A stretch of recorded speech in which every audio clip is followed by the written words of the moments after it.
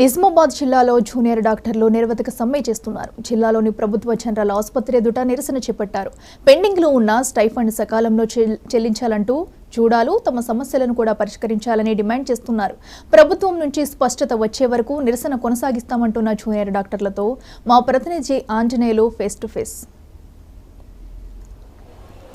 నిజామాబాద్లో జూనియర్ డాక్టర్లు ఆందోళన బాట పట్టారు. తమ సమస్యలు పరిష్కరించాలంటూ నిరవధిక సమ్మెకు దిగారు. ప్రస్తుతం మనం నిజామాబాద్ జిల్లా కేంద్రంలోని ప్రభుత్వ ఆసుపత్రి ఆవరణలో ఉన్నాము. ఇక్కడైతే చూసుకోవచ్చు, జూనియర్ డాక్టర్లు తమ సమస్యలు పరిష్కరించాలంటూ ఆసుపత్రి ఎదుట నిరసన కార్యక్రమాలు అయితే చేపడుతున్నారు. అయితే స్టైఫండ్కు సంబంధించి కానివ్వచ్చు, సెక్యూరిటీకి సంబంధించి కానివ్వచ్చు, హాస్టల్లో వస్తువులకు సంబంధించి కానివ్వచ్చు, తమ సమస్యలు చాలా రోజులుగా పెండింగ్లో ఉన్నాయని వైద్య ఆరోగ్య శాఖ అధికారులు వెంటనే స్పందించి తమ సమస్యలు పరిష్కరించాలంటూ ఆందోళన కార్యక్రమం అయితే చేపట్టడం జరుగుతుంది. ప్రస్తుతం మనతో పాటు ఇక్కడ జూనియర్ డాక్టర్ ఉన్నారు. వారిని అడిగి మరిన్ని విషయాలు తెలుసుకుందాం. చెప్పండి, ఎన్ని రోజుల నుంచి సమస్యలు ఉన్నాయి, అసలు ఏంది మెయిన్ ప్రధాన సమస్యలు ఏంటి? నా పేరు డాక్టర్ సురేష్ అండి. నేను తెలంగాణ జూడా వైస్ ప్రెసిడెంట్ని. సో మా సమస్యలు మేము పీజీ ఇక్కడ స్టార్ట్ అయినప్పటి నుంచి వచ్చేసి PG first year second year interns అందరం కలిసి చేసేసి ఇక్కడ జాయిన్ అయినప్పటి నుంచి మాకు స్టైఫండ్ అనేది రెగ్యులర్గా రావడం లేదు. సో మంత్లీ మాకు రెగ్యులర్ రావట్లేదు. అంటే ఇప్పుడు వచ్చినప్పటి నుంచి ఇప్పుడు 2 years అవుతుంది. నేను వచ్చేసి 2 months నుంచి వచ్చేసి 3 months ఒకసారి 4 months ఒకసారి అట్లా స్టైఫండ్ పడమని పడుతుంది.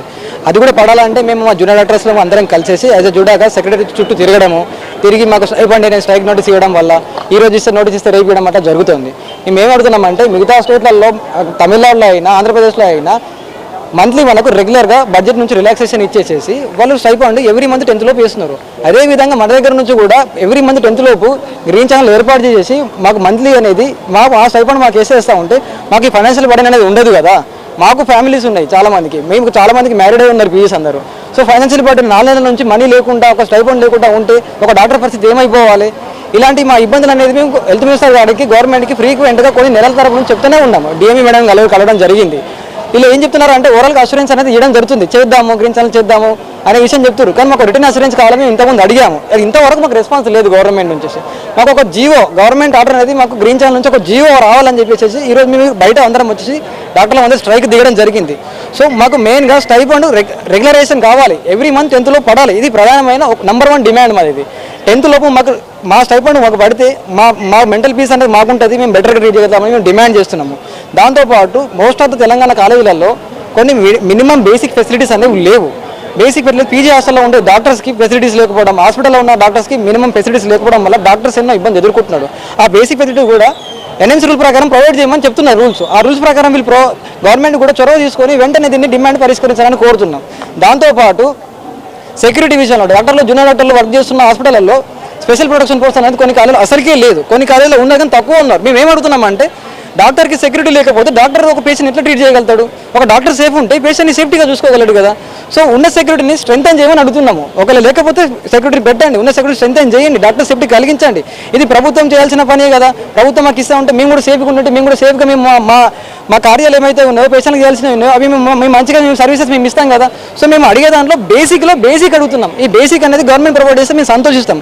సో మా డిమాండ్ అనేవి నెరవేరవంతకు ఈరోజు మేము బయటకు వచ్చి స్ట్రైక్ దిగాం.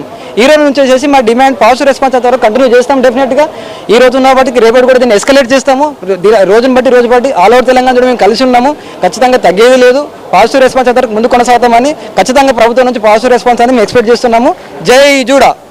అయితే మీరు ఎప్పటి ప్రధానంగా ఇప్పుడు మీరు ఆందోళన కార్యక్రమం ఒకవైపు చేపడతా ఉన్నారు. వివిధ ప్రాంతాల నుంచి కూడా మన గవర్నమెంట్ ఆసుపత్రికి రోగులు వచ్చే పరిస్థితి ఉంది. వాళ్ళకి మీరు ఎలా ఇది చేస్తున్నారు?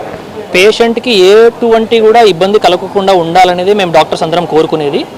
దానికోసమే మనం అత్యవసర సేవలని మాత్రం ఏమి నిలిపివేయలేదు, అవి మాత్రం కంటిన్యూ అవుతున్నాయి. మా డాక్టర్స్ అక్కడ పోస్ట్ అయి ఉన్నారు, వర్క్ చేస్తున్నారు. కాకపోతే గవర్నమెంట్ దృష్టిని మా వైపు తిప్పుకోవాలి అంటే ఇలాంటి స్ట్రైక్ ఒకటి చేయక తప్పలేదు. యాక్చువల్గా మేము స్ట్రైక్ ఇప్పుడు ఏదో ఈ వారంలో మేము గవర్నమెంట్కి నోటీస్ ఇచ్చింది కాదు, నెలల తరబడి మేము గవర్నమెంట్ని కోరుతూనే ఉన్నాము. మావి ఈ సమస్యలు ఉన్నాయి, దాన్ని పరిష్కరించమని మేము ఎన్నో నెలల నుంచి కోరుతున్నప్పటికీ వాళ్ళు హామీ ఇస్తున్నారు, చేస్తాము అంటున్నారు. కానీ ఏ వర్క్ కూడా స్టార్ట్ అవ్వట్లేదు. గవర్నమెంట్ ఆర్డర్ ఏదైతే మేము అడిగినామో అది రిలీజ్ చేయలేదు. కాబట్టి గవర్నమెంట్ మాకు ఏం స్పందన ఇవ్వకపోవడం వల్ల మేము ఈరోజు నిరవధిక సమ్మెకి దిగాల్సి వచ్చింది. పేషెంట్లకి ఇబ్బంది కలగకూడదు అనే మేము కూడా కోరుకుంటున్నాము. అందుకే గవర్నమెంట్ తొందరగా రెస్పాండ్ అయ్యి మా డిమాండ్స్ని ఫుల్ఫిల్ చేస్తే మేము స్ట్రైక్కి కాల్ అప్ చేస్తాం.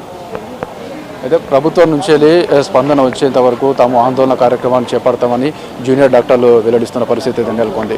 అయితే ఇతర ప్రాంతాల నుంచి వచ్చిన రోగులకు ఎలాంటి ఇబ్బందులు కలగకుండా ఓపీ సేవలు మాత్రమే నిలిపివేశామనేది ఇక్కడ జూనియర్ డాక్టర్లు చెప్తున్నారు. కెమెరా పర్సన్ ప్రవీణ్తో ఆంజనేయులు, 19 టీవీ.